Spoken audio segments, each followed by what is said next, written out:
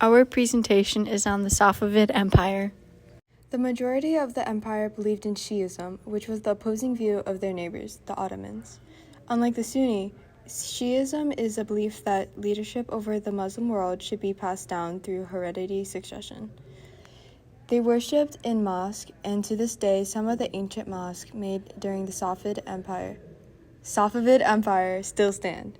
The Safavid Empire was located in what is then called Persia, but is modern-day Iran. Some specifics on the location were it was in a very dry desert area. They did have access to water through the Caspian Sea, the Arabian Sea, and the Persian Gulf, and the location of the empire made them prone to droughts and diseases. They were directly between the Ottoman and the Mughal empires. The Safavid produced amazing works of art that often reflected on their religious beliefs. The artworks were made with vibrant colors and showcased the Shia saints.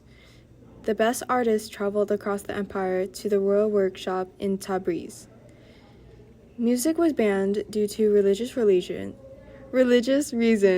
which left musicians ignored and unappreciated. Shahs were the peak of hierarchy, then the merchants, commoners, and peasants were the lowest. The aristocrats were somewhere in the middle, depending on how valued they were in society. Women during the Safavid rule obtained power and wealth by being prostitutes of the wealthy. Shah was the title given to leading royalty/rulers in Iranian monarchies. The Safavids fought a war with the Ottomans, which were a series of wars until the year 1555, when they had both agreed to a peace treaty.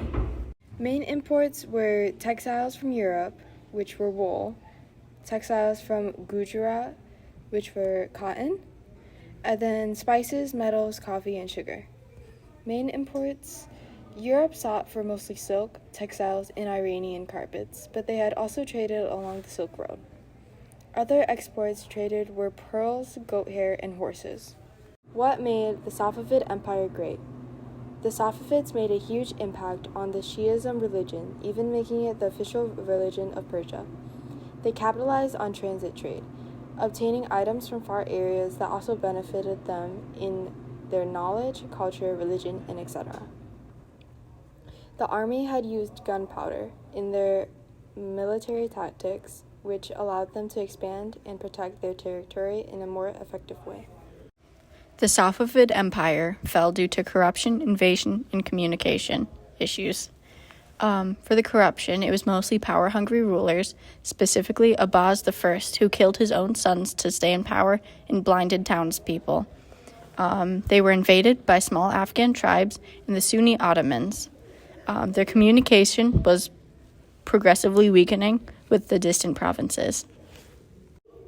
And for the driving question, some similarities between the Safavid Empire and the USA today are the economic issues, power-obsessed leaders, and there are certain areas of the U.S. that are prone to droughts today, and there is a huge political split, specifically seen now with the Democrats and Republicans.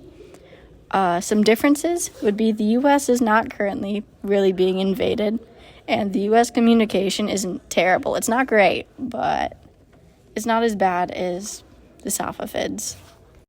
Will the U.S. collapse like the Safavid Empire?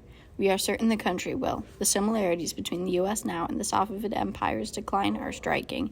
Even the differences we found are debatable. It is unclear when exactly the U.S. will collapse, if it does, but we believe that in the next 100 or so years, it could collapse. And these are our sources. Thank you for watching our video.